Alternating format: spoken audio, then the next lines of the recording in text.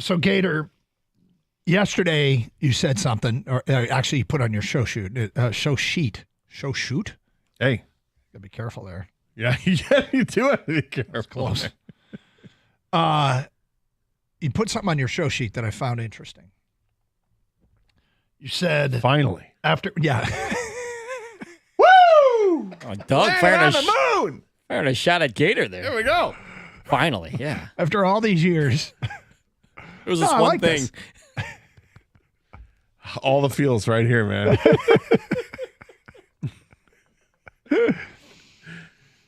You wrote, after watching a couple of practices, this guy should be just fine.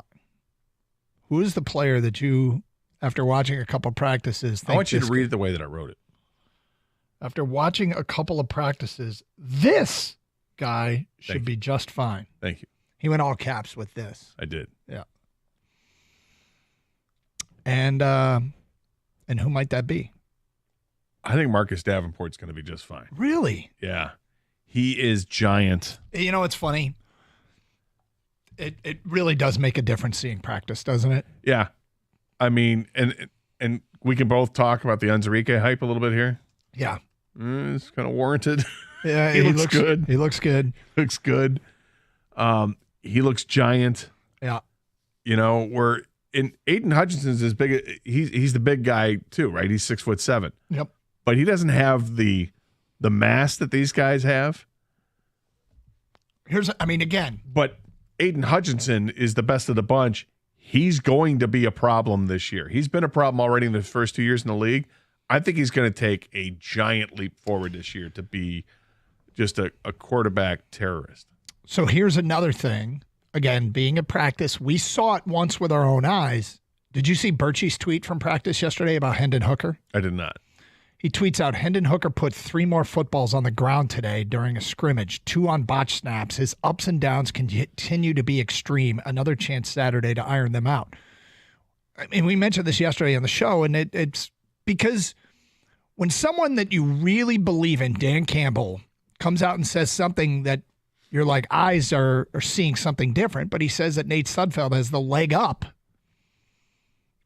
on the backup quarterback position, and yet when we watch the games, really, does he really have the leg up on the backup quarterback position? However, Hendon Hooker put the football on the ground 3 times yesterday in scrimmages. We saw it once where he ran in the fullback. It might have been the fullback's fault. Could have been. Mm-hmm. But if you're looking for reasons why they wouldn't be ready to give the backup job to Hendon Hooker, that might explain it. Well, and again, this is his first training camp. Mm-hmm. He hasn't taken snaps until now. Yep. Literally, it's all of this training camp and a little bit of a mini camp. That's it. Yep. So there's going to be a little bit of an adjustment period for him to get all this stuff down. Now, and we're not MFing him. We're looking for an explanation why something that seems nonsensical to the rest of us, why it still might be the case. Now, when the regular season starts, you don't have to proclaim who the number 2 guy is until you need a number 2 guy, and you'll know who it. The coaching staff will know. But when regular season starts, the number of reps that you get as a backup quarterback dwindles significantly, as they should. And one way to get a bunch of snaps and get comfortable with taking a snap from center or taking the shotgun snap is to run the scout team. Yep. And whether you're number 2 or number 3 quarterback, who cares? Get the reps any way that you can get them. Be impressive either way. I'm not worried about Hendon Hooker. I think he's got the talent, and he'll eventually be the backup to Jared Goff. But hopefully, knock on wood, you don't have to worry about it anyway. It's just Goff's going to play regardless. 248-539-9797. All right, so we tweeted out this question today, and it's just kind of interesting because nobody's perfect. Gator, I will say with a great degree of certainty when it comes to us, you are not perfect. I am not perfect. This is true. Yeah. You're not perfect. As much as we try, we're not perfect. And neither is Dan Campbell, neither is Brad Holmes, neither is all of our favorites. But that doesn't mean they don't get it right most of the time. When you get it right most of the time, the product looks like 12-5 and in the NFC title game, right?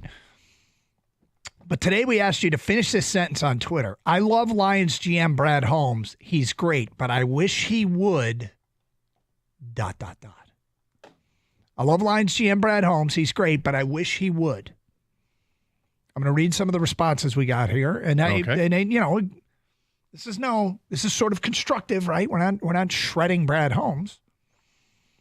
Nathaniel says, I wish he would make in-season trades. We made one last year for Donovan Peoples-Jones, and not a huge one. And it might be completely inconsequential when it's all said and done.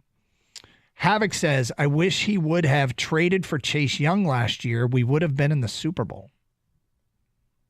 I think that's a bit of a reach. Do you think they would have been in the Super Bowl? Nope, that wasn't the problem. Last I checked, it wasn't a defensive end that dropped the ball on fourth down or a defensive end that had the ball bounce off his helmet into the waiting hands of a receiver. It wasn't a defensive end that botched an exchange between the quarterback and the running back. No, that's not what prevented him from getting there. In fact, that defensive end played against them. Yeah. And did you notice him? Well, and here's the other thing. Like the Niners, I mean, I guess they have cap space, but they let him walk at the end of the year. They didn't re-sign him. Now, they have cap issues as are obvious by Brandon Ayuk. Would that have something to do with it? But they didn't seem to think it was a absolute necessity to bring him back. What else do we have here? I love Brad Holmes, but I wish he would have. Josh says, get a legit wide receiver 3. That's an interesting one because basically they lost Josh Reynolds and said we're gonna fill that spot with essentially what we have. Right? I mean, there was no significant effort to replace Josh Reynolds with anybody outside the organization. I mean, they made some undrafted free agent signings. They got some sort of journeyman guys, and maybe they will be just fine. Maybe the trio of St. Brown, Williams, and Khalif Raymond with an emerging Isaiah Williams or a resuscitated Donovan Peoples-Jones will be just fine. Look, the next couple weeks. But I hear where Josh is coming from. Yeah, and I think if you're looking for a wide receiver, the next couple weeks are really key to see who gets waived. Yeah. Because that way you don't have to trade for it and give up an asset. Yep. Now, you want to hang on to the cap space and wait till the trade deadline. Okay, I'm fine with that too. But understand, it's the quote-unquote trade deadline. You have to give up something to get something, and that could be a little tough. However, because this team is positioned the way they are positioned, at some point, Doug, you feel like Brad Holmes is going to say F them picks. Probably. And make a strong move to get a superstar player. You know what's crazy about this entire thing is we keep talking about who the Lions are going to cut, I would imagine that the Lions are looking, and if you're Brad Holmes, you're looking at a shopping day. I'm not going to shoot the boot guarantee this. I will say it. I'm not going to do that. Okay. But I will predict that the Lions will pick a wide receiver off waivers on cut day. Are you going to shoot the boot? Got it, Doug. Shoot the boot. Got it. I'm not shooting the boot. I understand what he's saying. Yeah, not shooting. But you're allowed to make predictions that are short of shoot the boot guarantees on this show. Newsflash. 248-539-9797. I love Brad Holmes, but I wish he would. Yaden writes in, just keep doing what he's doing. At Holmes we trust. Gonzo, man, I can't think of anything off the top of my head. It's really pretty good right now. From Greg, Dog Stole Greg on Twitter. Answer my emails that I sent to b_homie@lines.gov. From Glacianus, take over for Scott Harris this upcoming season. I'm pulling the plug on Scott Harris already, huh? Not doing that. From Dave, I wish Brad Holmes would have not drafted Hendon Hooker, the only thing other than making a run at Chase Young last year that I've disagreed with.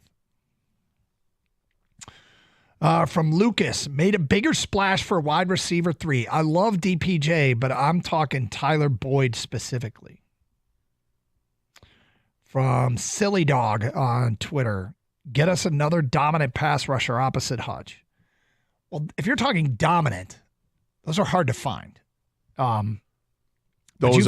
an FM picks type move. But you feel good about Marcus Davenport. I do. I think one of Marcus Davenport's problems is staying healthy.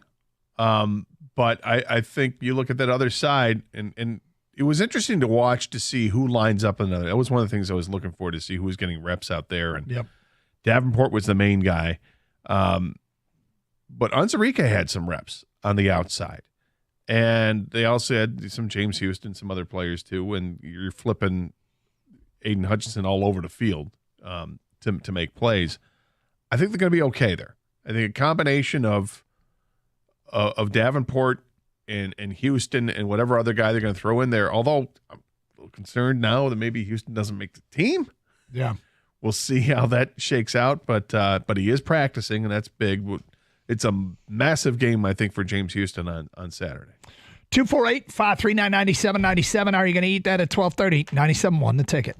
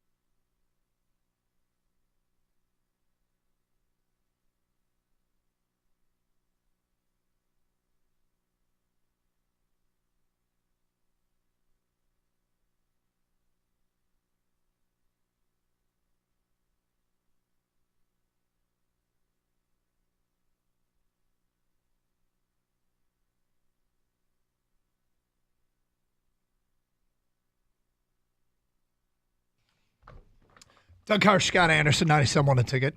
Open lines 248-539-9797.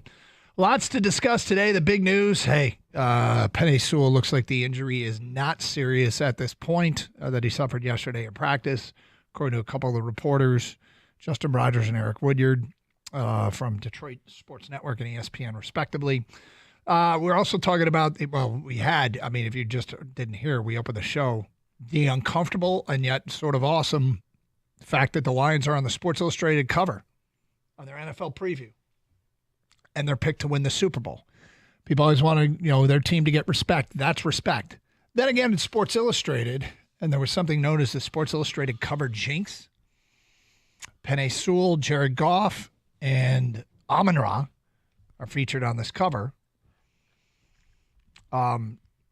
So we asked people how they felt about it. And we got that question out there. I love Brad Holmes. He's great, but I wish he would, ...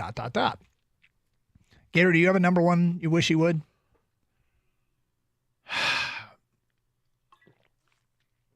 I wish he would use his Jedi mind trick to lure some team to waive a great wide receiver. I mean, I like the roster the way it is right now. If somebody becomes available that's an upgrade, go get it.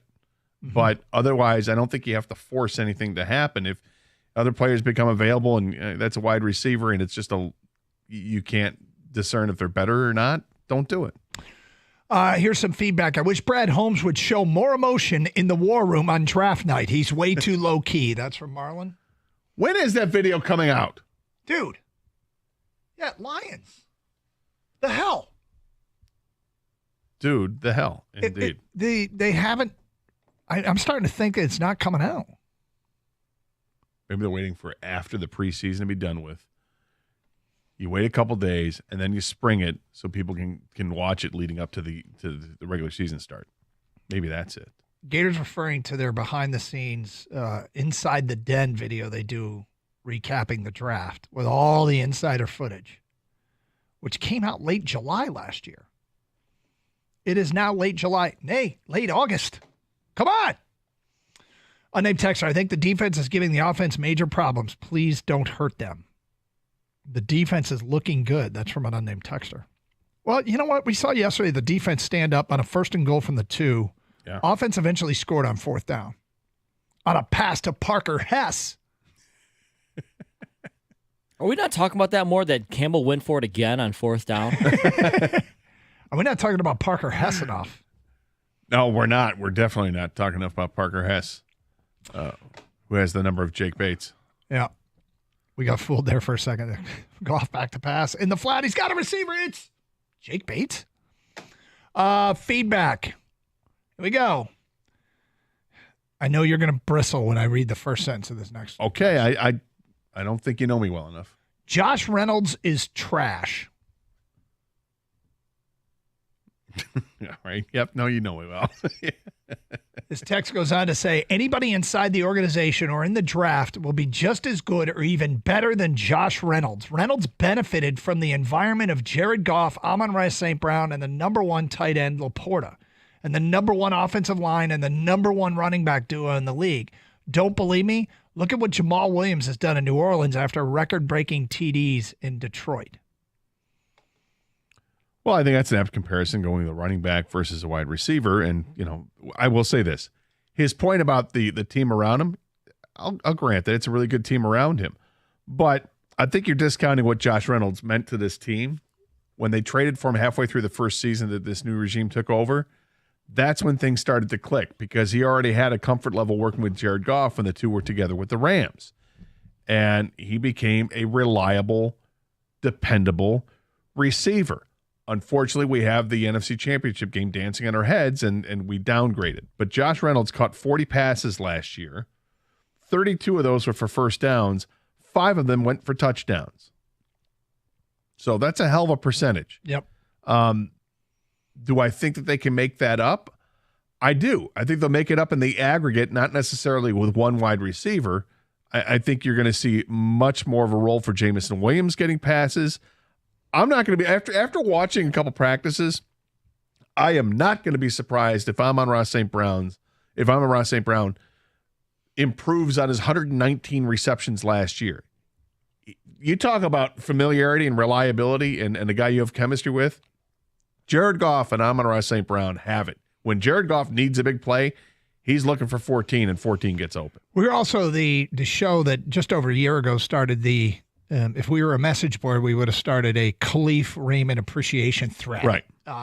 And that was when he was the number 4 wide receiver. Now more will be expected, as Dan Campbell's anointed him the number 3 wide receiver. I always kind of thought of him as a slot receiver, but they're going to, I guess, play him outside with J-Mo or move Amon-Ra outside a little bit more, but whatever.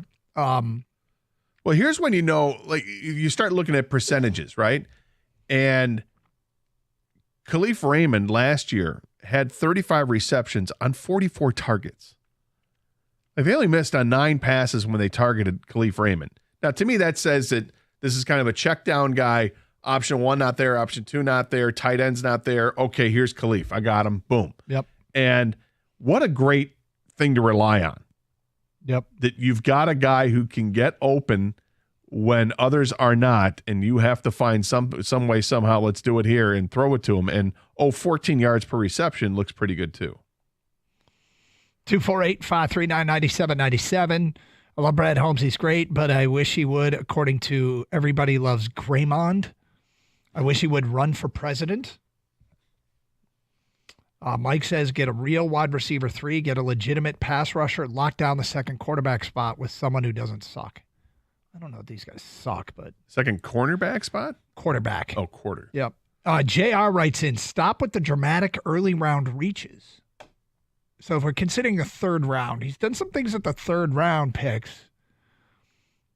But hell, man, the guy gets the draft right so much. But if you want to be critical of part of what he's done, did Martin feel like a bit of a reach? Maybe. Did Manu feel like a bit of a reach? Maybe.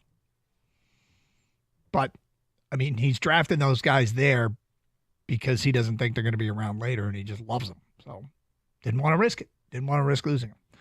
Okay, here's 2 that surprised me. You know how every once in a while you get a couple of things and you go, oh, maybe this is important. More important than we realize. Okay. Kyle writes in, I love Brad Holmes. He's great, but I wish he would get Ford Field to sell villain shirts. Raymond writes in, I love the Lions GM Brad Holmes. He's great, but I wish he would tell us the meaning behind the villain apparel. For all the transparency we've gotten from this regime, this is one thing that he has kept a secret. People really like the villain stuff and either want more of an explanation or want some gear, huh? I don't know that that's going to happen. Trying to find a story here. Doesn't he usually explain a little bit on why, he wears what he wears or the sayings or slogans they go with? This is a story from April 26th. It says, Holmes has declined to elaborate on the meaning of the slogan, opting to keep the messaging internal. But Friday night, the team's entire draft war room wore an updated version of the look, which now reads Positional Villain. Asked about the significance of the fashion show, he said, we're looking for villains, When I got tipped on what positional value was last year, I didn't even know what it was. It was just like a new analytic. When you guys showed me, I was like, oh, wow. As I thought about it, I was like, positional value. So you pick a position, but not a player. I was thinking, no, we're looking for football players. So this is Brad Holmes. This is his just jabbing the media is what it is. And people that would say things with hard and fast rules like, you can't draft the tight end in the first round. You can't draft the running back in the first round. You can't draft a linebacker in the first round. And he's like, oh, okay. It's Brad Holmes saying hook him, isn't it? You think so? Yeah. No, yeah, it's him saying I'm the villain. You don't I'm like the guy who's the doing way, things they say can't be done, and look, it's working. You don't like the way weird. I do don't know things. that I think of that definition of that person as a villain. No, but he took it as a villain. That's coloring outside the lines, right? That's being, marching to the beat of your own drummer. Is that being a villain? Well, when you asked this question to me this morning, Doug, what do you wish Brad Holmes would do? And I found it really hard to answer because he's been so good at his job, right? And he's not going to bat 1,000 draft picks, so I'm not even going to dissect which pick I didn't like. I just came to one thing in mind only. I wish he didn't keep receipts and cared what the media thought. And I think he does, but maybe it helps him do a better job. I don't know. I just don't think it should matter. I don't want anything you or anyone writes or anyone blogs or YouTubes affect what he does. I want him to be him, And so I don't care about the receipts, and I hope that doesn't make him try to prove people wrong. I just want him to do what he thinks is best. All right. Straight ahead, we got another edition of Are You Going to Eat That? Coming up at 12:48, a national writer just tweeted something about the Lions that is amazing.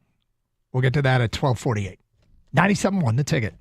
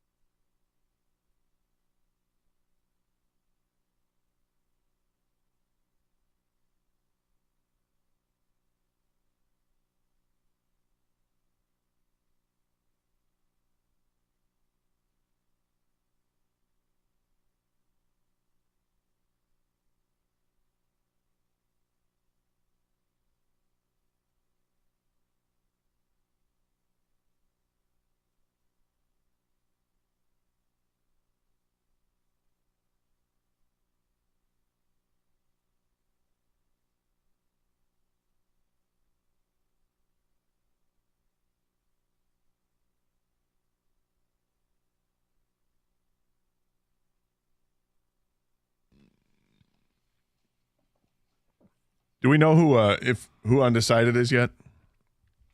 Any word on undecided? You know what's funny? I don't even care anymore. No. The Tigers keep going with undecided, and yeah, it's working. They made a move. The Tigers did? Yeah. What'd they do? They have placed Alex Faedo on the paternity list. Okay. And recalled left-handed pitcher Sean Gunther. Yes. From AAA Toledo. But they'll announce Gunther is starting in 3-2-1, right? You would think. You know, it's funny. We were talking about Sports Illustrated and their prediction for the Lions. Put them on the cover, win the Super Bowl. ESPN didn't Field Yates say that they had the best? Did they say they had the best staff in football? Number 2. Number 2. Well, Field Yates, did he do both articles that I linked to you? He did a mock draft. And then there was another story about who has the best coaching staffs, front office. Yeah, I'm just finding them here. No, yeah, they got the Lions as the number two staff. Number 2 staff. And if you read the first part of it, then Mr. Troll on the text messages might get upset with. Oh, the guy that keeps trashing Dan Campbell? Yep. The number 1 staff, by the way, is Kansas City. He says of the Lions at number 2, there's not a single thing Campbell doesn't do right. He's been consistently correct on 4th down and 2-point decisions. Perhaps more importantly, his team is behind him when he makes those judgment calls on 50-50. When he makes those judgment calls on 50-50 calls, as he had to do in the NFC title game last season. That's culture right there. That might be a little too much. I know, it's high praise indeed. That's a little high. But it's interesting that this is what a national writer is going to say about it. I think certainly he's made mistakes. Everybody makes mistakes. I never did find the mock draft. Who they haven't taken? They have the Lions draft. The important part is where they have him drafting. They have him drafting 30th, and then taking I think it's an edge rusher from Arkansas who's like 6'7" and 280 pounds. Okay. But the fact is they'd be drafting 30th, which means they get to the NFC Championship game, unfortunately falling short to San Francisco, and they have San Francisco drafting last again. But the coaching staff... Not drafting last again. Yeah. Not again. The coaching staff part is interesting. The part where he says that Dan Campbell's consistently got it right. Yep. Consistent doesn't mean perfect. To me, consistent means that you're getting it a lot of times you're making the right decision, and sometimes it doesn't pay off. So I would agree with that part of it. It's an evolution that we're going to see with him now that they have a kicker that has a tremendous leg. Will they take less gambles? Will the defense be good enough for them that they don't have to take the gambles? That then maybe the gamble is, hey, we're going to try to make a 56-yard field goal. He says it's all situational. Yes, so I would suspect that that's the case. Okay, Gator found some stuff here. New menu items. You ready? I am.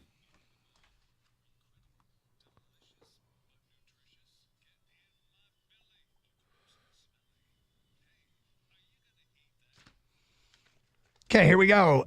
New menu items at AT&T Stadium. New menu items in Dallas, Jerry World. Okay. All right. They have something called the Pizza Burger. It's exactly what it sounds like. A 16-ounce Angus burger sandwiched between 2 pepperoni pizzas and topped with your typical burger toppings, lettuce and tomato, plus a marinara sauce and mozzarella cheese. So instead of buns, they, I guess, have little pizzas? Dude. Would I try it? Of course I'd try it, but it's dumb. But you'd try it. Of course I'd try it. First of all, it's 16. That's a full pound burger. Is that a bit much? Pound burger? I think being sandwiched between 2 pizzas is a bit much. It is. I mean, that's a shareable, right? That's a cut and fourths and everybody taking a slice, right? I guess. Ish. I don't know. I'd try it, but I'm not. That seems strange. Kang? Yeah, I'm going to try it, but it is a bit much. I think it's a bit much. I mean, it's kind of like what's the one where you use grilled cheese as the buns, grilled cheese sandwiches? Yeah, I've seen like, that. Like a chicken sandwich or something. Yeah. I had grilled cheese last night. And carrot cake this morning. Oh. But yeah, I'd try it, Doug, but this is a bit much. It's a massive burger between 2 what look like small pizzas. All right, I'm out, obviously. Next. At Dallas games, they offer Frito Sundays, Frito chips placed in a bowl on top of a scoop of vanilla Bluebell ice cream, then drizzled with cinnamon, sugar, caramel, chocolate syrup, and sprinkles. No. Are you going to eat that? Yes, but no. What are we doing? What happened here? What are you... Why? I mean, the ice cream is all great. I love the idea of the cinnamon sugar. It's awesome. With vanilla ice cream, it's great. Then you add some caramel or whatever, hot sauce, chocolate sauce, and I'm not a big fan of sprinkles, but it's okay. But why over Fritos? Dude, I'm just going to say I would so eat this. Whoa. This would make me, I love Fritos, the sweet and salty thing. And I what basically, just happened here? I basically say if it's not better than a Blizzard at Dairy Queen, I'm not getting it with almost all desserts. I love Fritos and I don't eat them very often. I love Fritos too. I would try this. Wow. I am in. First of all, breaking news. That's shocking. That is shocking. All right. That is shocking. Yeah. And don't you like the chili cheese Fritos though? I do. All right, would you try that on this? Sure. Wow. It doesn't even matter what kind of Fritos. No, the spiral honey barbecue ones. Yeah, that's what I'm talking all of about. Them. Well, chili cheese are a different flavor than honey barbecue. They have both. Yeah, I'd try all those Fritos on this. This surprises me. This sounds really good. We just buried the lead. This is crazy with the Doug's taking this. We can circle back to this. Wow. Kang, are you in or out? Yeah, I'd try it, but because the salty, sweet thing does work usually. It's a different saltiness here, Gator, but give it a shot. I'd give it a shot. Next up, so that's all three say yes. Buffalo Wild Wings has come out with something new. It's a new buffalo bacon sauce. Smoky notes of buffalo bacon. Like for buffalo wings, meat bacon? They say bold buffalo and smoky bacon come together for the first time, creating the perfect matchup for the upcoming football season, according to a B-Dubs release. Gator, will you get the buffalo bacon sauce? If you're asking me if I would dunk my boneless wings into this sauce, the answer is yes. I'd try just about any sauce. That sounds like it's good. I thought you hated all the bacon spinoffs. Well, but it's not bacon. This is bacon flavor, and it's in a sauce. Okay. So I'm not topping, some kind of chicken sandwich with bacon and 10 other things. I would absolutely try this. This sounds like a really tasty sauce. This is interesting. I'm going to try it, but even when you use sauces with other chicken wings, right? It's still you feel like you're tasting chicken. I wonder if this changes it dramatically where you feel like you're eating bacon, which would be my issue, but I'd give it a shot. Doug? I probably wouldn't. What? Well, you love chicken wings. For what you just said. Oh. Yeah. And too much bacon. I was on the bubble, and then you made that point, and I think I'm out. But what's the matter with you, Kang? I don't think it would taste like bacon at all, actually. All right, we got a few more to get through. But it's not actual bacon. Come on, baby. Just try it. We're just asking you to try it. A little taste. Next up at 7-Eleven, they've got Gatorade Midnight Ice, put together by Gatorade and the Pepsi Company. The new Gatorade Midnight Ice is almost completely pitch black, described as certainly grape-ish. Gatorade Midnight Ice. Would you try this? I would try it, and I would probably get it if it was zero sugar. I would buy it. But would I try it? Absolutely. I love grape flavor. Grape flavor it's a big plus with me. I think what might hold people back is the color, Doug. You're talking about maybe, am I drinking ink? Am I drinking oil? It's is this pitch too black. dark? Are you drinking Coke? Well, I'm just saying this isn't carbonated, though. I mean, I'd do it because I like grape as well, and the color doesn't bother me. Iced tea. I would try it in a zero form, but I don't think it had nothing about having Gatorade Zero, so I guess I'm out. Gatorade also has something new called Lightning Blast.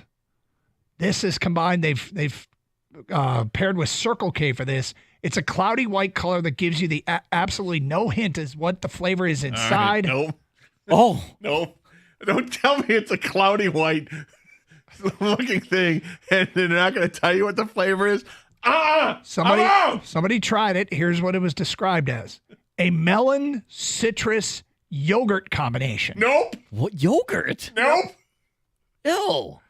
Gators out. Even if they have it in zero. Nope. Keg.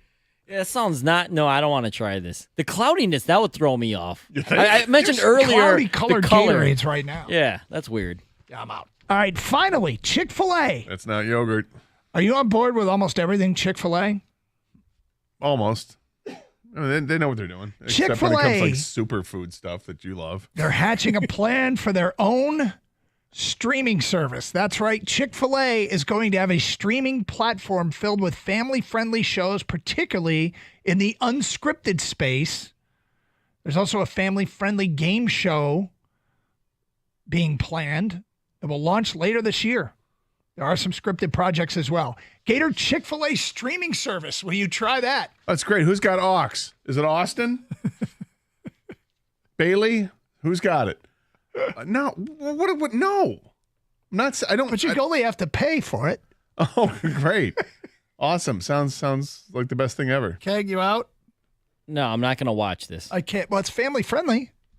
Well, I might be forced to watch it. No, I'm personally doing that. I can't imagine them having programming. I'd be like, oh my God, I got to spend the $19.99 to get Chick-fil-A streaming service. Chick-fil-A streaming service. There you go. Another edition of Are You Going to Eat That? A national writer just tweeted out something that is remarkable about Dan Campbell and the Lions. We'll get to that at 12:48 here on 97.1 The Ticket. Having a Connecticut water softener installed by CGC Water has so many benefits. This month, get a free A200 Connecticut reverse osmosis system with the purchase of a Connecticut Premier Softener when you call 855-339-4242 or visit cgcwater.com. If you're not filtering your water, you're the filter. This month, you can save 10% off any residential job over $500 when you let CGC Water Treatment and Plumbing take care of all your plumbing needs. CGC Water, your authorized independent Connecticut dealer. Call 855-339-4242.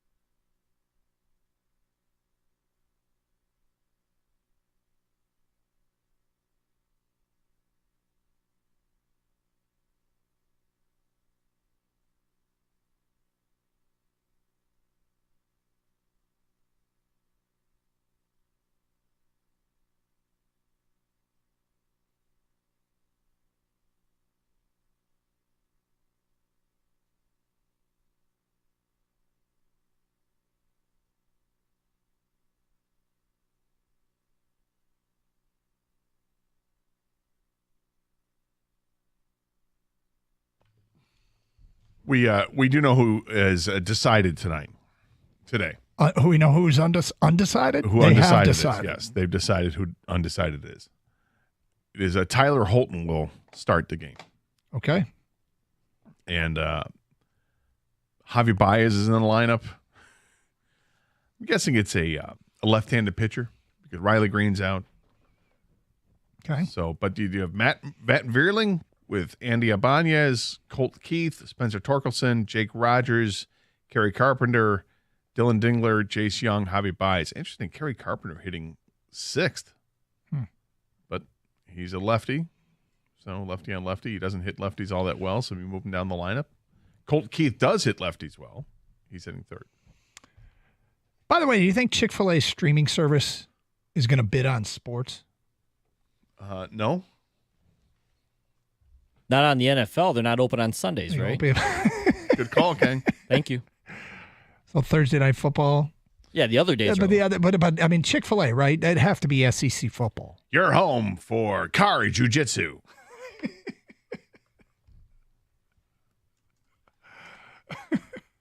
Ultimate Tire Wrestling. Get him in there.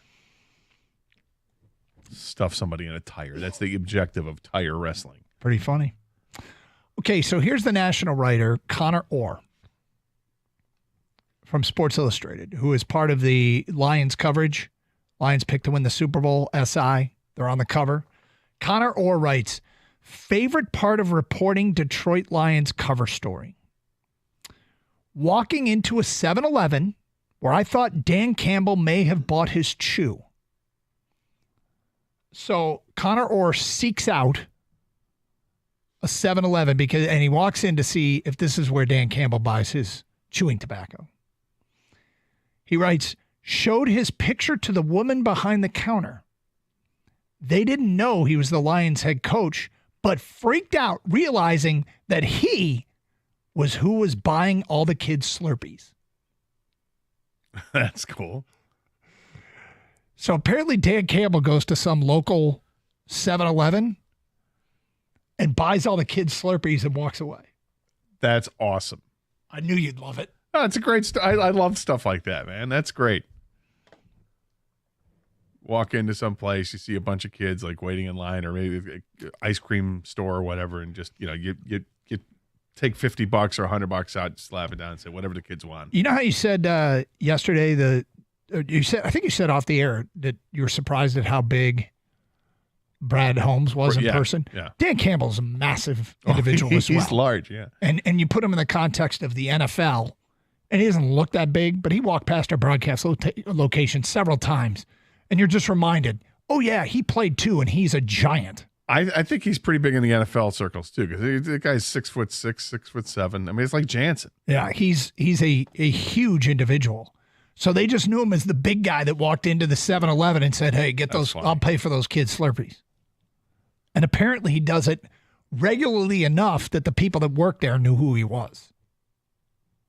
Kind of wild.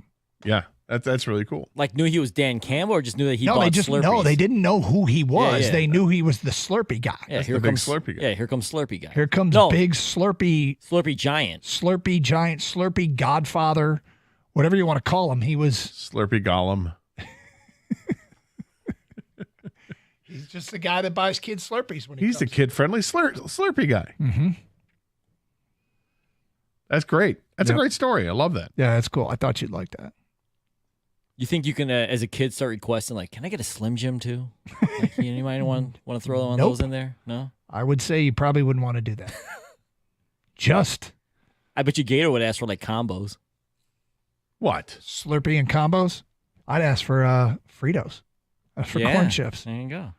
I thought you'd ask for, like, a banana. Yeah, those bananas at 7-Eleven never look great. They don't slap, Doug.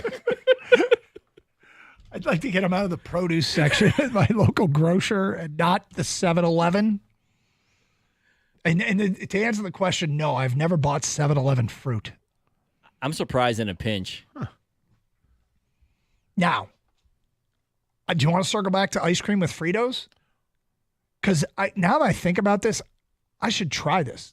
I don't have to go to a Dallas game to have ice cream with Fritos. No, but you're not likely to top it with cinnamon sugar, hot hot chocolate sauce and sprinkles or whatever else is on that. Probably not. But just going with a scoop of vanilla ice cream with the Fritos, I'm curious what your opinion is. I think it sounds great, and I'm a little shocked that this is the first time I've seen this. I don't know if it sounds great, but to me, it's intriguing as hell. Yeah, but I don't know if it sounds great. Really? Do you like Fritos? I love Fritos, but there's a difference between sweet, salty, and corn. The corn chip is great by its own. Dipping it and stuff is okay. I'm here for it, but with ice cream, I'm not sure. Yep. Well, but I'd try it. Ian Rappaport is tweeting out that there has been a trade and a local player has been dealt. This is a strange one because he's a rookie. Yep. You don't see this. You don't see this very much at all. You don't see rookies getting traded in training camp. You really don't. But you think about who made the trade. Well, let's get to what the trade is so people know what we're talking about. The Seahawks have traded with the Panthers for rookie linebacker Michael Barrett in exchange for cornerback Michael Jackson. The head coach of the Seahawks was Michigan's linebacker coach when Mike Barrett was at Michigan. This is true. So that might be why that deal got done. Strange trade, nonetheless. It is weird because, the rookies generally do not get traded during before the rookie season starts. They get traded on draft night. But this goes back to Mike McDonald being at Michigan, defensive coordinator, and I think it was defensive coordinator linebacker coach, and he's just traded for one of his guys. But it is unusual. Things are afoot in the NFL. Things are afoot. Things are flying. Jahan Dotson traded from Washington to the Philadelphia Eagles, and now this. Well, if teams are looking to trade, they're trying to trade the guys now before they have to just release them. So they're trying to get something for them. But this doesn't sound well. I mean, Barrett was a 7th round pick. It wasn't like he was a high draft pick. Was he a 7th rounder? Yeah, but you bring up there's familiarity with the new coaching staff. Well. I mean, a 7th rounder, you want to keep all your draft picks. 7th rounders, almost. I mean, I feel like the abundance of 7th rounders end up on practice squads. Would you not agree? I would think that's probably accurate. Yeah.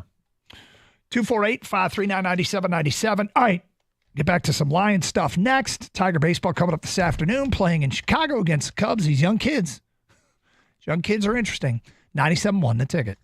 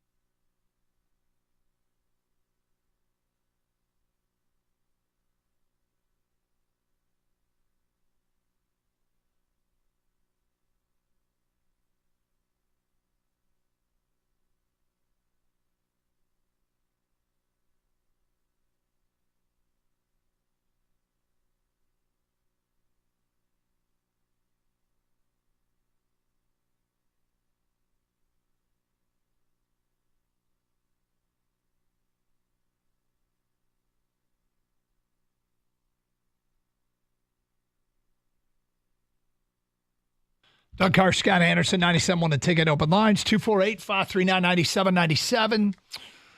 So, Gator, a few things here. If you missed it a little bit earlier, yes, indeed. Penei Sewell's injury, not considered to be severe. Left practice yesterday with a foot injury. We did not see it.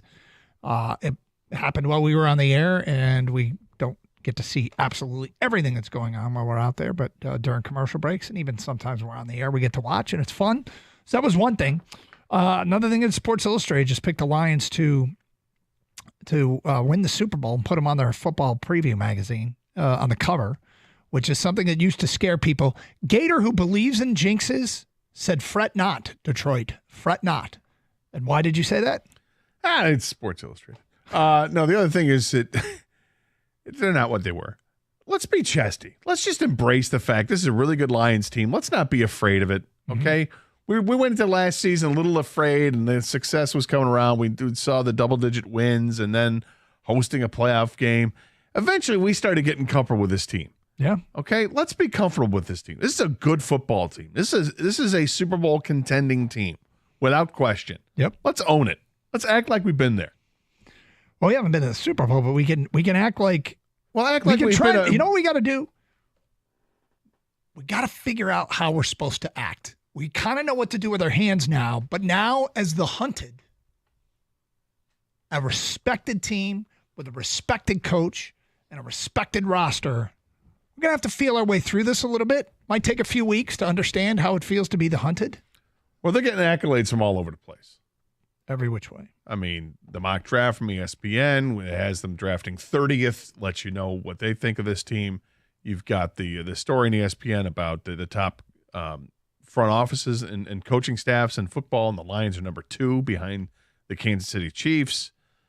I mean, every day there's going to be something coming out as we get closer and closer to the start of the season where we're going to look at it and say, well, here's another prediction. Here we go. Lions going to the Super Bowl. And just own it. Yeah, we got a good team. Hopefully we're there. So we did see what Sports Illustrated predicted. We have yet to hear from Newsweek or Life Magazine or Sporting News. Or Nun's Life. Or Inside Sports.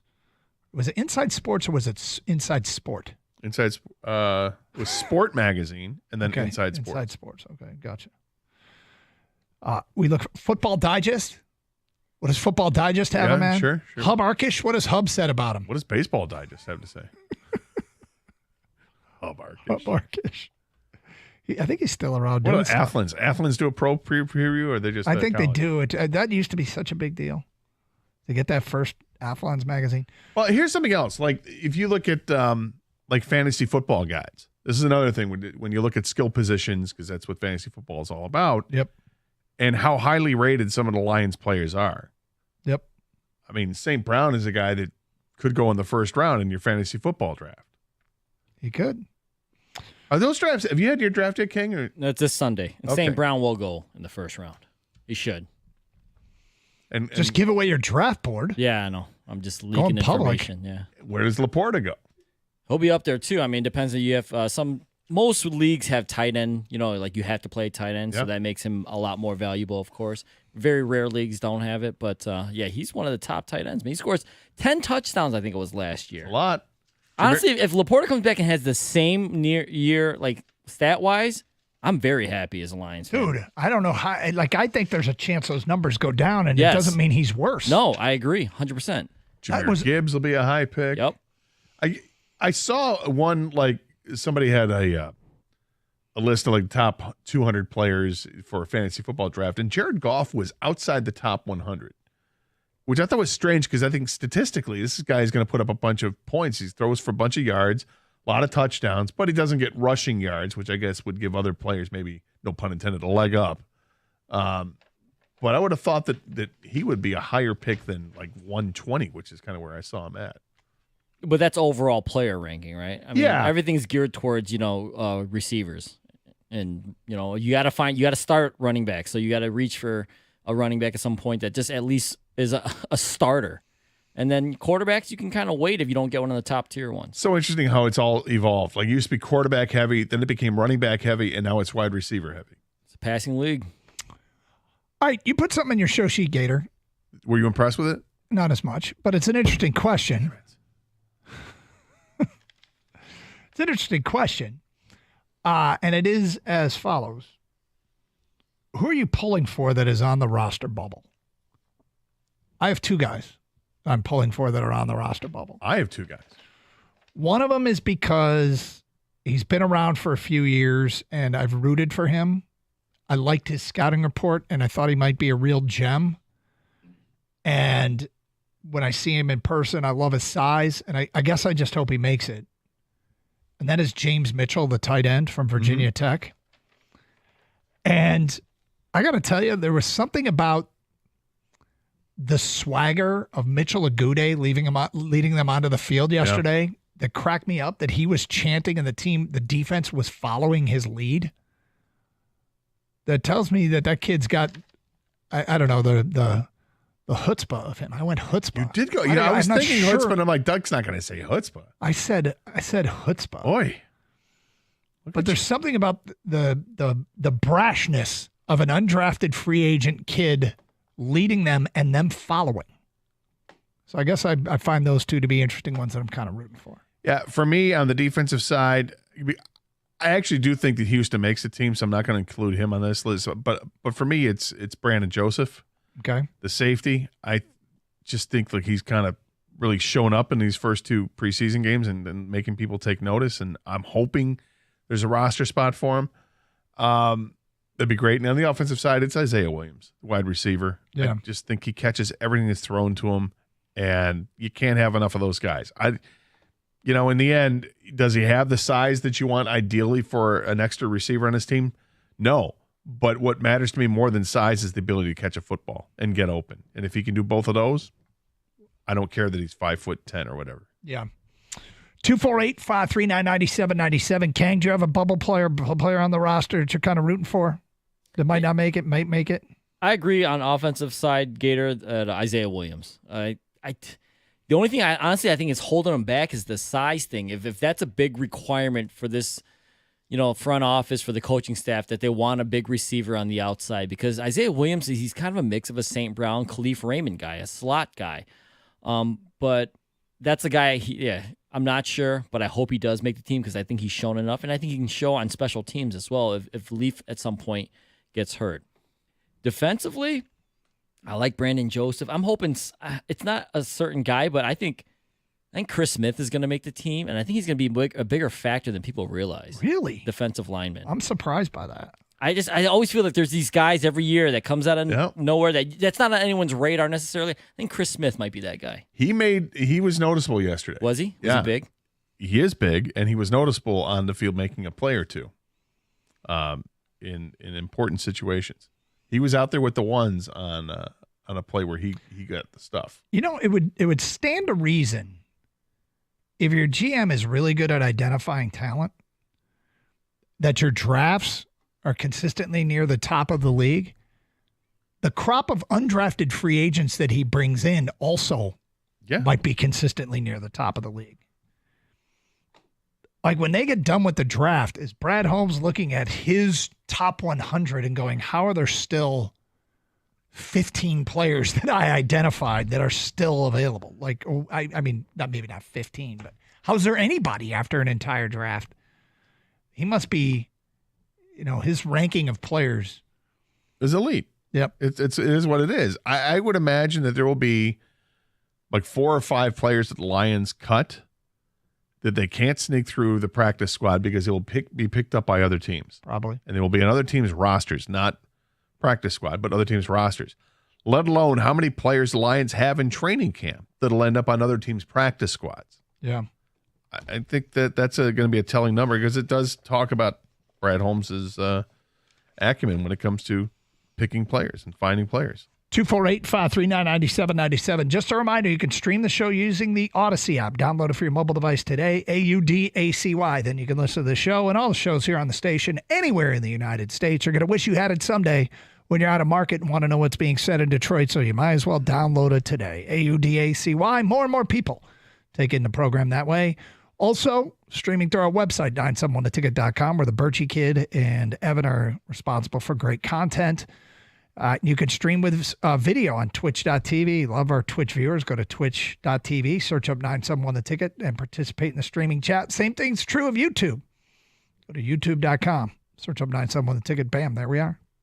You can see where we did the show from the Lions practice last couple days. It's Carson Anderson, Open Lines, 97.1 The Ticket. Hey, you're looking for a hassle-free car lease? I mean, who isn't? Well, check out Sarah Chevrolet Southfield's transparent pricing. Now, this means there's no hidden fees. The taxes and the fees for everything, it's included in every quote. So let Sarah Chevrolet Southfield provide you with an upfront, honest deal.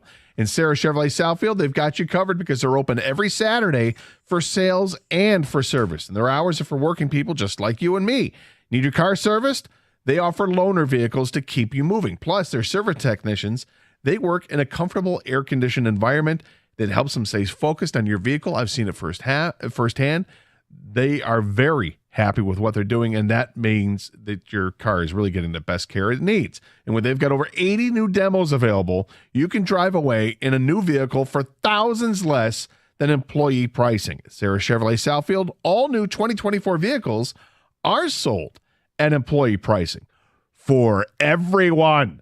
Choose from the best selection of used cars in the state while getting top dollar for your trade-in. Visit the team at Sarah Chevrolet Southfield at Telegraph and 696. They've helped me with my car, and I know that they're going to take great care of you as well. Visit Sarah Chevrolet Southfield today and experience unbeatable service combined with an exceptional selection.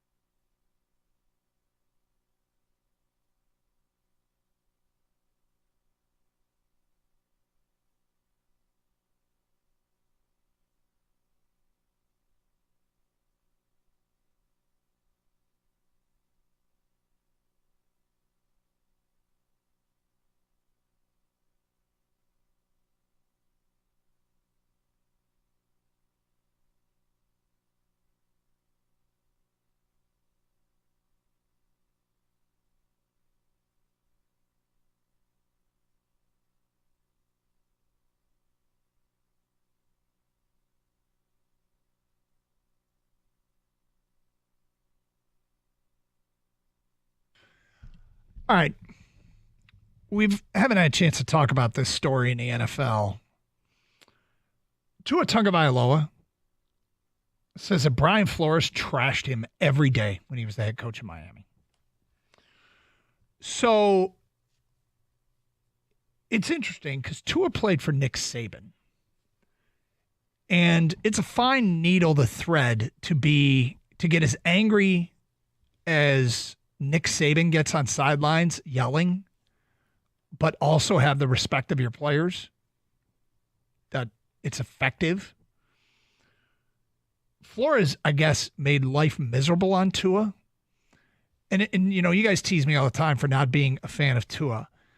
The thing about Tua, honestly, that had me skeptical was I wasn't sure that his personality would fit into an NFL locker room. And I thought his personality would be part of his story.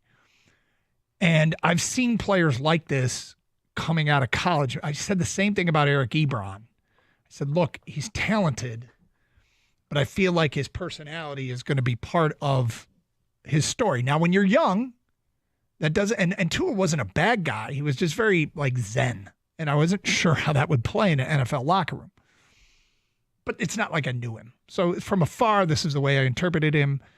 And, you know, when you're shaping an opinion of whether you're not a guy, you want a guy to lead your franchise or not, I kind of use that. Is it fair? It's probably not, admittedly.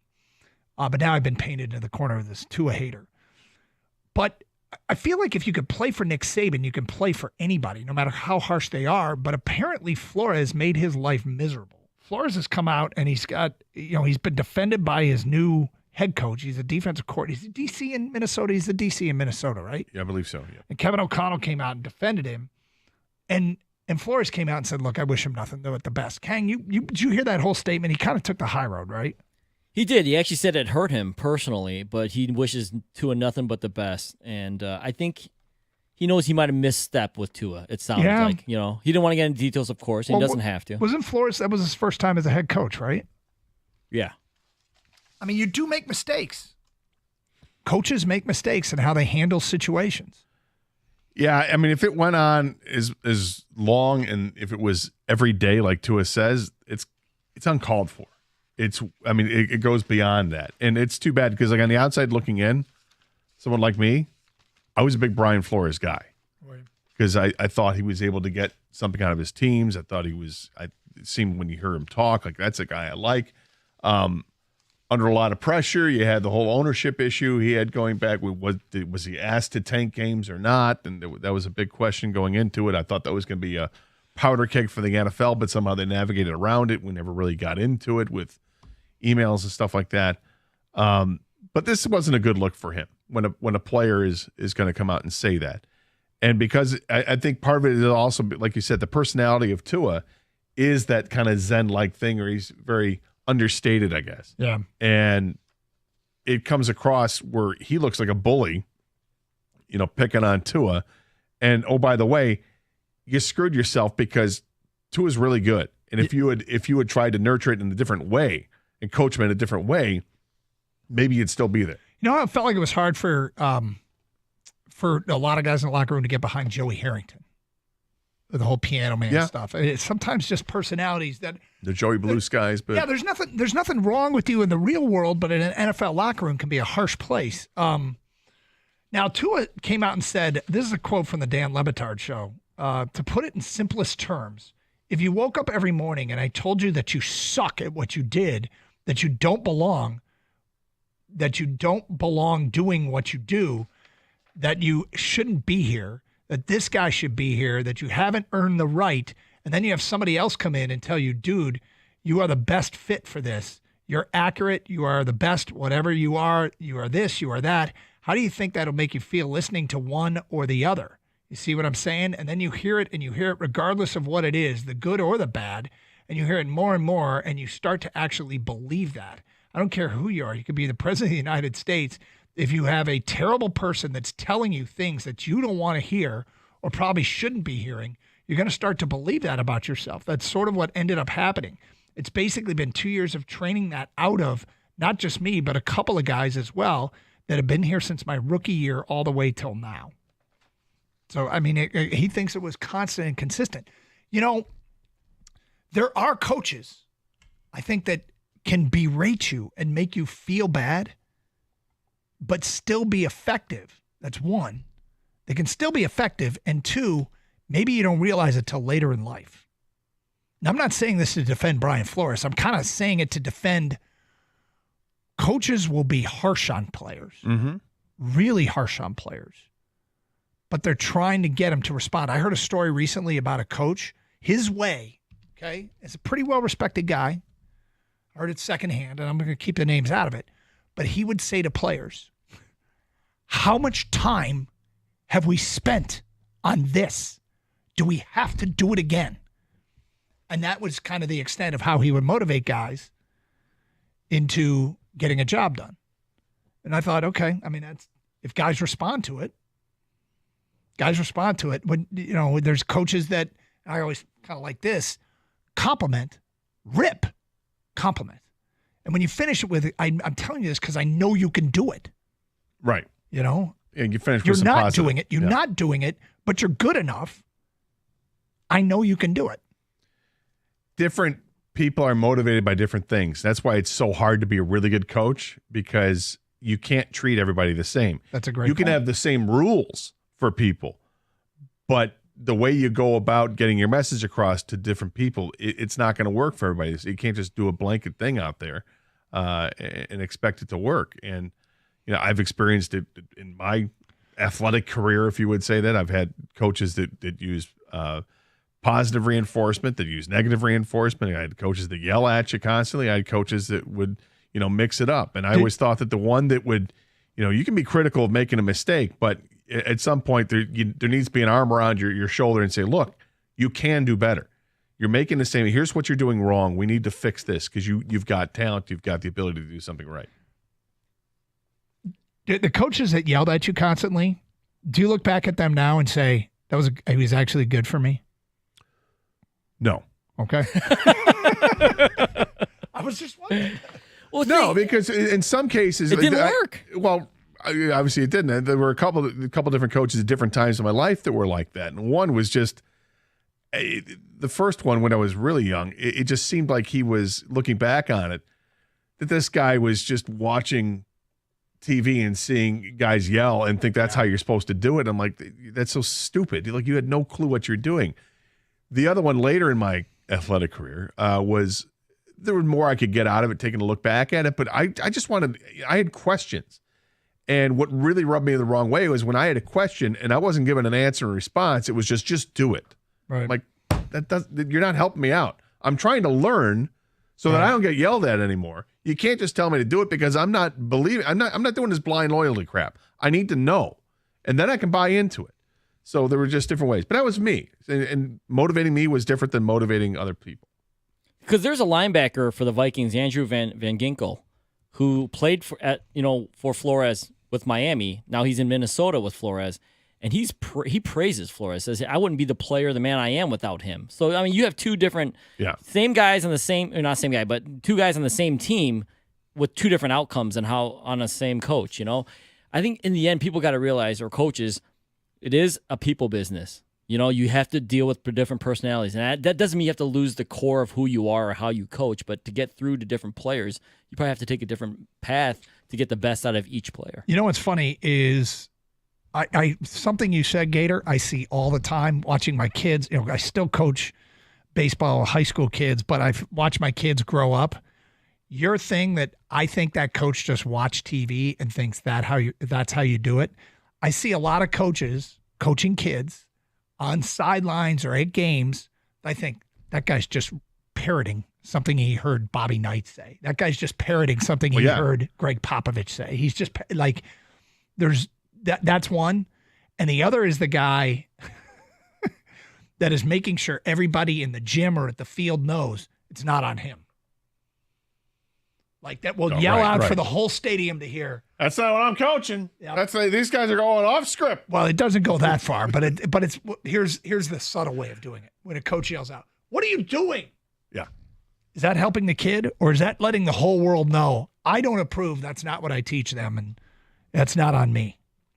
Instead of taking them out of the game, saying something that's listen, we need to work on this because you're doing this incorrectly. Yep. Anyway, And the other thing you hear well, from we're the kids, best coaches ever. That's the bottom line. Yeah, something you hear from kids all the time. Coach hates me. I'm like, I'm guessing that in most cases the coach doesn't hate you. Right. You want the coach to at least know who you are. That's important. Whether they're praising you or yelling at you. If they don't even talk to you or try to coach you, you're done. Yeah. But Flores, for whatever reason, whether it was just with Tua, he thought the thing to do was to apparently berate him all the time, and Tua admits it started to affect him. He started to believe it. I don't doubt actually that Flores thought that Tua could take it though. You know what I mean? Like, oh, he could take this. I'm going to keep giving it to him. Right. But maybe Tua was like, dude, it's not working. Maybe. And does it surprise you they got a completely opposite type of coach in there after Flores? No. Mike McDaniel is. It seems like just one of the guys. I swear, if there was a coach, like if I were to be a coach right now, who would it be? Like I would resemble more like Mike McDaniel than anybody. Like even to the way he dresses, the joggers, the way he does that. He's like pulling like a college kid almost. I feel like, and having him coach an NFL team. He's so loose, laid back. He has the aux. All right, I get you. The players probably approve of his music. I can't believe this is becoming part of the show. Gator has referenced aux every day since he's learned what it meant. What? Hey, let's swing around the NFL next. Hey, it's Doug for the University of Michigan Credit Union. My new credit union, I joined because UMCU team members work really hard to ensure exceptional member experiences. I had a great meeting with them recently, and you can too, and it doesn't happen by accident. It starts at the top. They've got great leadership. Now some exciting news to share with you. UMCU is teaming up with Will Johnson, national champion, cornerback, All-American, strong candidate to be defensive MVP in the Big Ten. You can be an MVP as well by opening up a UMCU MVP checking account. This is an unbeatable offer. MVP checking from the University of Michigan Credit Union gives you a chance to intercept your debt by becoming a member and opening an MVP checking account, set up direct deposit, transfer your existing loans from another financial institution, and bam, just like that, you get 2% off your current interest rate. This is huge, obviously, because 2% savings can start to add up real quick. Intercept your debt and become a member today. Just visit umcu.org. Some restrictions apply. Visit website for full details. Insured by NCUA. University of Michigan Credit Union, proud partner of Michigan Athletics.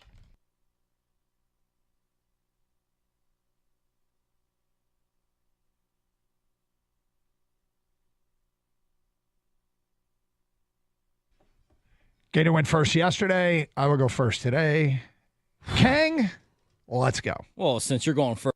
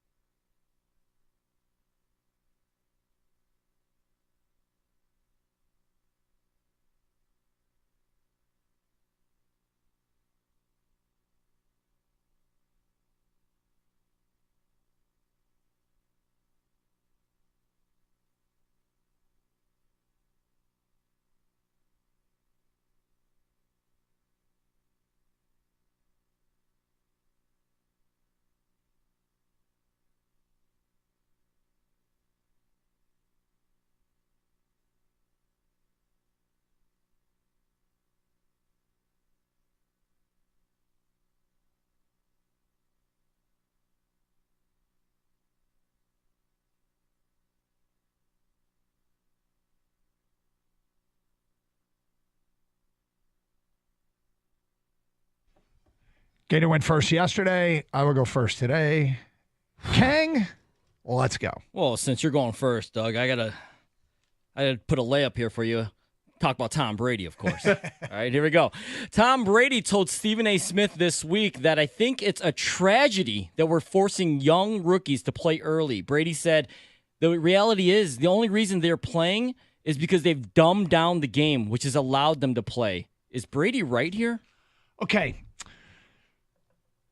Yeah, he's right about, but I wouldn't use the term dumb down. But when you are giving a rookie a starting job, there's no doubt you put less on their plate. I don't know why he's gone with the term dumb down. I think if anyone should understand that, yeah, you don't, the rookies, you break them in slowly. You give them a chance of success. You help them master some things before, they're not going to know the whole offense to a T right away. But did he really use the word tragedy? Yes. Okay.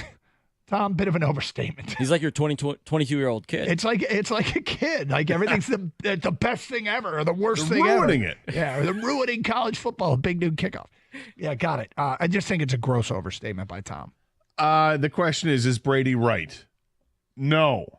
In fact, Brady is jealous. He's jealous that today's quarterbacks are simply more athletic and are becoming better passers by the day. So stop waving your fist up at the sky, Tom. And acknowledge that these guys are just great at doing things right now. They're playing against bigger, better, stronger, and faster players than he ever did. It's not dumbing it down. It's surviving and thriving. That's what the new player can do. P.S.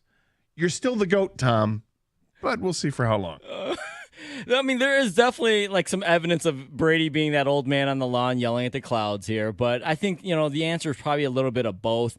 In the end, Brady's right because, like you said, Doug, they are probably giving the young quarterback a little more, time and something easier to deal with when they're breaking them in. I think the issue really is, though, that there's less patience from owners and from fans now. So they have to play the young guys, even if they're, quote-unquote, not ready. Unfortunately, every player is different, though. The path to success is not the same for every player. You don't have to play every player right away because of money and being impatient. If you want to succeed, look at the player you drafted and see the best path of success for that player and then do accordingly to that, all right? You don't have to play him all the way right away. All right, what's going to be stranger this season? Not seeing Nick Saban at Alabama, not seeing Bill Belichick at New England, or even not seeing Pete Carroll at Seattle? I'm going to say Saban. It seems like college coaches stay at schools forever. I know that Belichick was with New England for a long, long time. Obviously had all that success, but his run at Bama was just sick with success. It feels like they didn't lose a whole lot when they actually played for a national championship. I don't know what his record was in national championship games at Alabama, but it seems like it was really good. I think he just edges Belichick out in this question. Well, Pete Carroll can frankly eat a bag on the sideline watching it because he's a big old cheater. So who cares about Pete Carroll? I agree with him on Saban. And I find that whole thing to be weird. The way he walked away, I think Kalen DeBoer could have had a powerhouse at Washington, could have stayed there forever and got paid whatever he wanted, write his own check. And I can't escape this feeling that that's going to be a weird fit at Bama, but that's beside the point. For me, it's still Saban, who's just, Gator's right. College coaches seem they're more likely to stay in a place forever.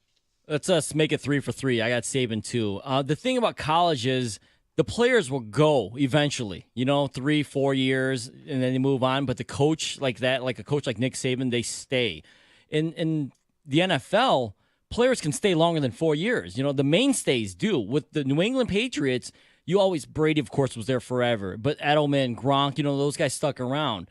I think with Saban, that's the mainstay. That's the staple. When you looked over at Alabama, you knew players were going to come and go, but Saban would always be there. So for me, not seeing Saban on the sidelines, that's the more stranger one out of all three. All right, who gets a new deal first out of these receivers?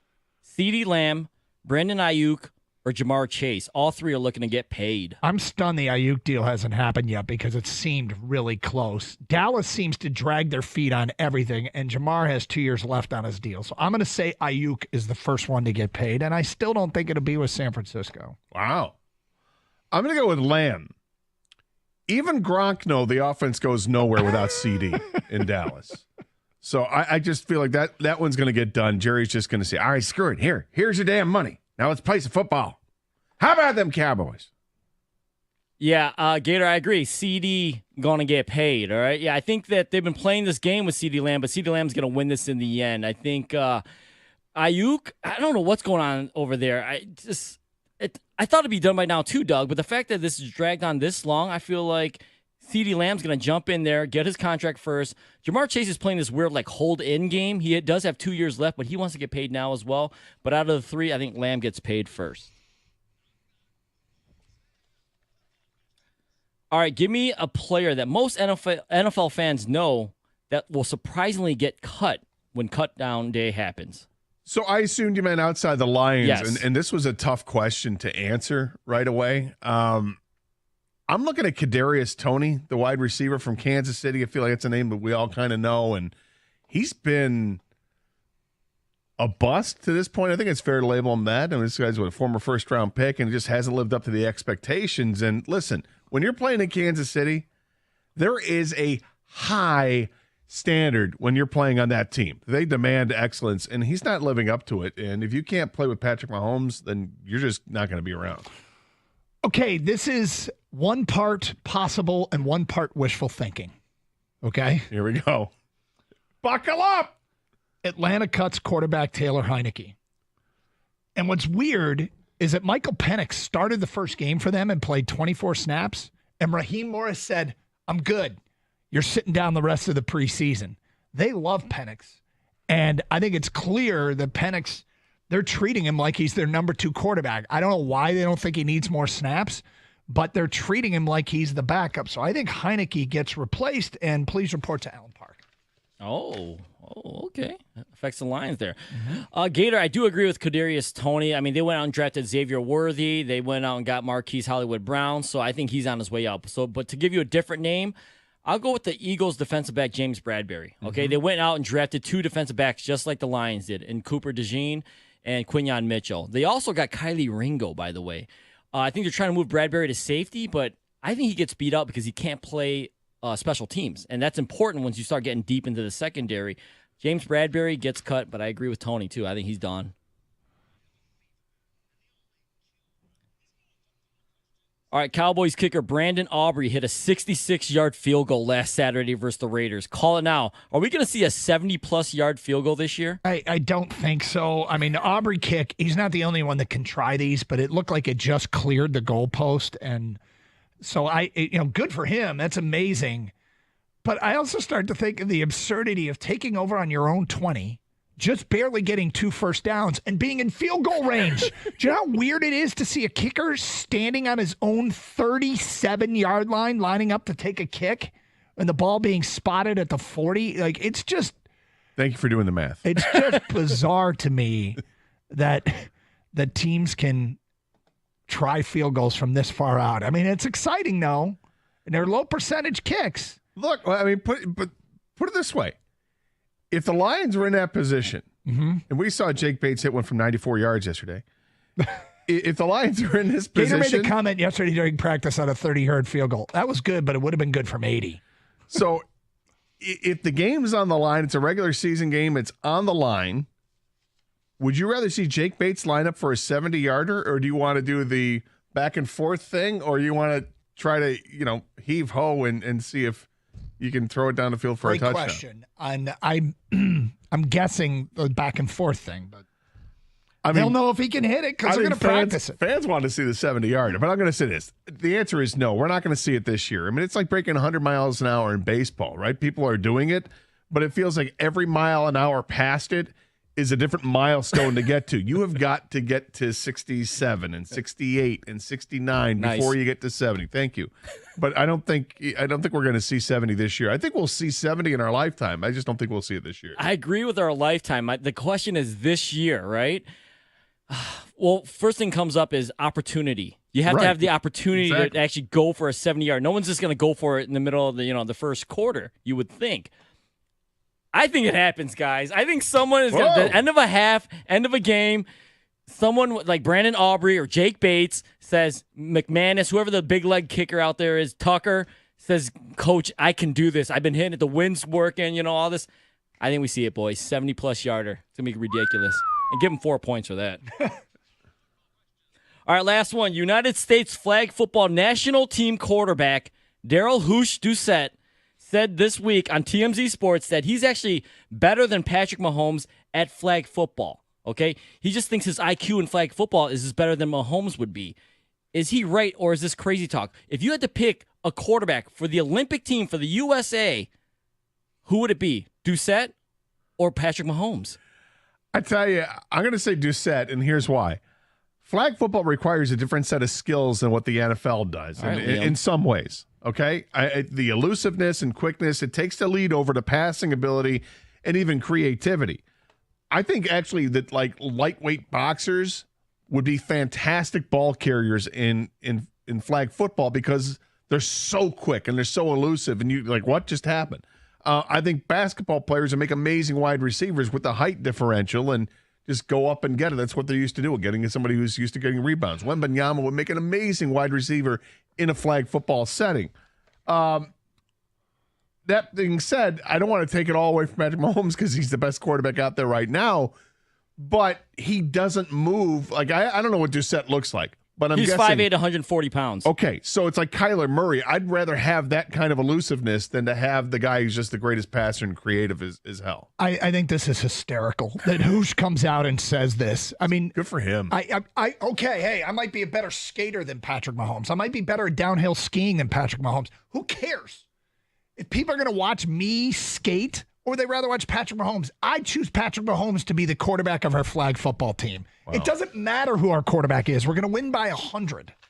Well, that's probably true, actually. But you got to go with the best, and that's Hoosh, man. My man. Flag football is a different game. Like, that's like saying, hey, I'm a better putt-putt golfer than Tiger Woods. It's just different. I'm not out there on tour, you know. Flag football requires a different set of skills, like you said, Gator.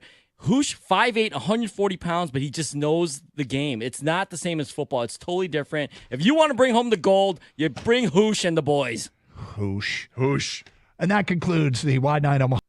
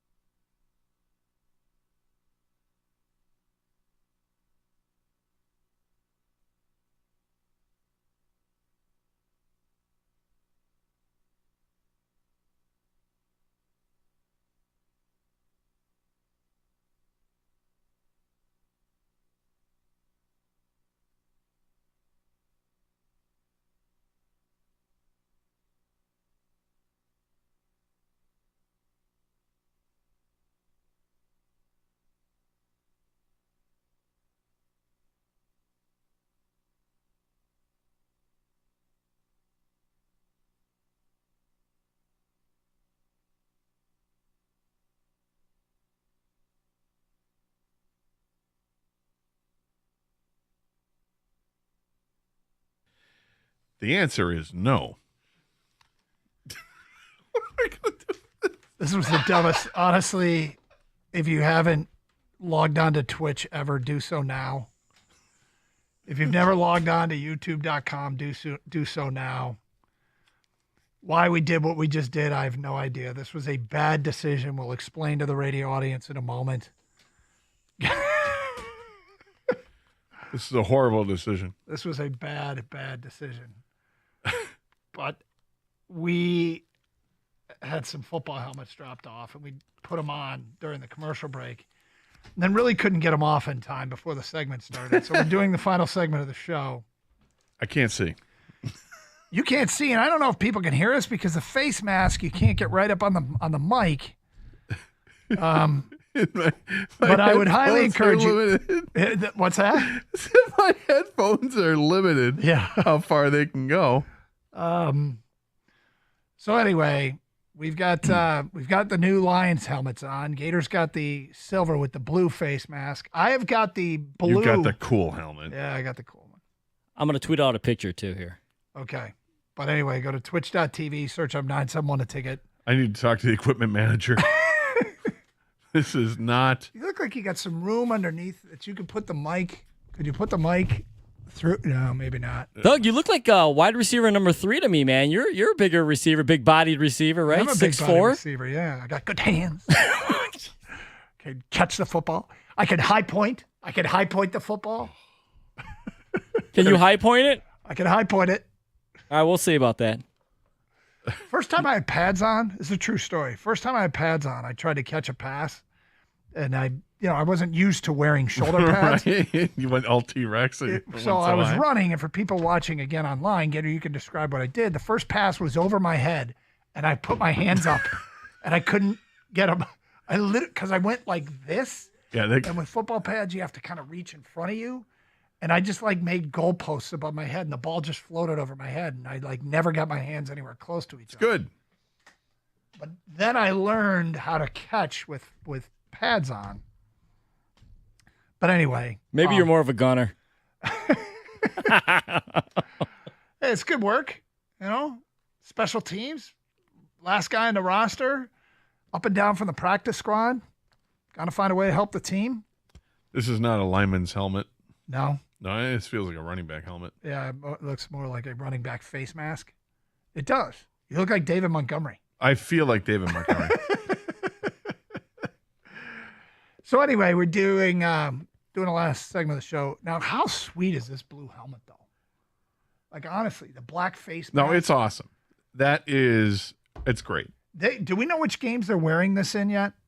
Do we have any idea? Evan, did they tell you which game they're wearing this blue helmet in? No. Will you guys wear those helmets during the alternate broadcast? Absolutely not. If they let me take it so I could take it home for the weekend, I'd wear it. Look at Doug trying to steal helmets. I know. God, we know you love helmets. Got it. I'm having trouble talking because it is compressing my cheeks. The helmet is not. Maybe you're unstrapped, man. No, it's not even. It's not. It's not the strap. No, it's this is just tight. It's meant to be worn with a mouth guard to protect from concussion. Seriously. And probably not with headphones. Yeah, this is probably not the best idea for radio, but the helmets are sweet. The blue. Kang, did you get a picture? Yeah, I tweeted it out. So people at Kang Collects. At Kang Collects. For those of you that don't have the chance to go on Twitch, at Kang Collects. I'm going to see what this looks like because it's probably going to look humiliating. I'm trying to navigate and find out which window I literally cannot see without my glasses. I'm sorry, bud. I think I got the right one. All right, there we go. Yeah. I got it. Well, the good thing is my shirt kind of matches. Yeah, it kind of does. That's right. Kind of does. So you Scott Anderson, Michigan State University. I will retweet Kang. Scott Anderson, Lone Pine Elementary. Maybe you need one of those old school helmets where there's just got one bar across. Not for the position I played.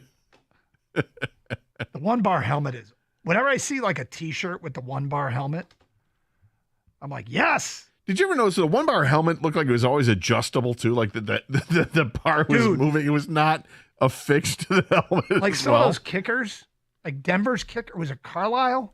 Denver's kicker that looked like he pulled the one bar down so it was like almost down to his chin. It was protecting his chin. You can see the absurdity of what we're doing right now at Doug and Gator 971. Oh, it's absurd.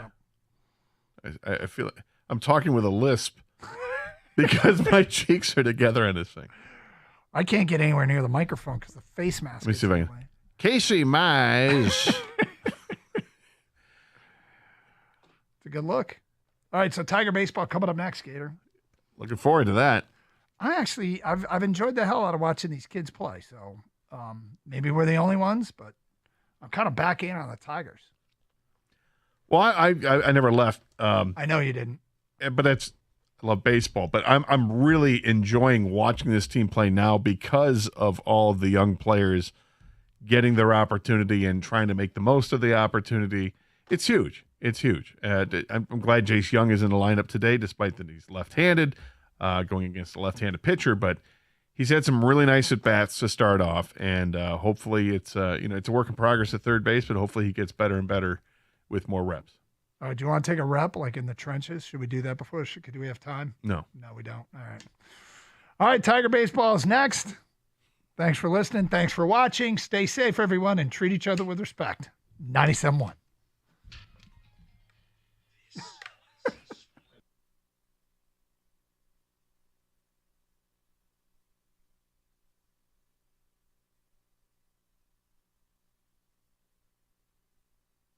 Curveball hit hard out in the left field. It's in there for a base hit. Horton may have a shot at Fox. Here comes the throw. John Ward lets it go, and he runs over three, and they got it. The crack of the bat. There's a swing, and there's another drive to left. It's deep, and this one is gone. The second home run by Travel. Whitaker scores. The roar of the crowd. Into a mob scene at home. Walk-off winner. It's unbelievable. It's magic here in this ballpark. The love of your team. You Tiger fans are the greatest fans of all. No question about that. A 123-year tradition continues. This is Detroit Tigers Baseball on the Detroit Tigers Radio Network. Brought to you by Blue Cross Blue Shield of Michigan. Committed to providing members access to care they need whenever and wherever they need it. From the Metro Detroit Buick GMC Dealers broadcast booth, let's join the voices of Tigers Baseball, Greg Gagne and Bobby Scales. The sun is out, it is a cool breeze, and it is a gorgeous afternoon in one of the baseball icons, Wrigley Field. Greg Gagne alongside Bobby Scales, and it's the rubber game of this three-game series between the Detroit Tigers and the Chicago Cubs. And Bobby, Tigers used the long ball last night. The pitching was still brilliant, as it has been over the past 16 ball games. And the Tigers are looking for their fourth series win in 5 series. No, this could be a big game, an opportunity to win this series, head to the south side to start the 4-game set with the White Sox. Like you said, tremendous pitching over this last 16-game stretch. They've been excellent the majority of the year. And then, some of the young guys chipped in last night. Some bats came back alive. Trey Sweeney with his first Major League home run. Kerry Carpenter goes backside. Riley Green adds in. So it was a good night to be a Detroit Tiger last night. We'll hear from A.J. Hinch coming up next. A whole lot more here in the pregame show on the Detroit Tigers Radio Network. If there's ever been a time to get new wall side windows, it's right now. Because now, get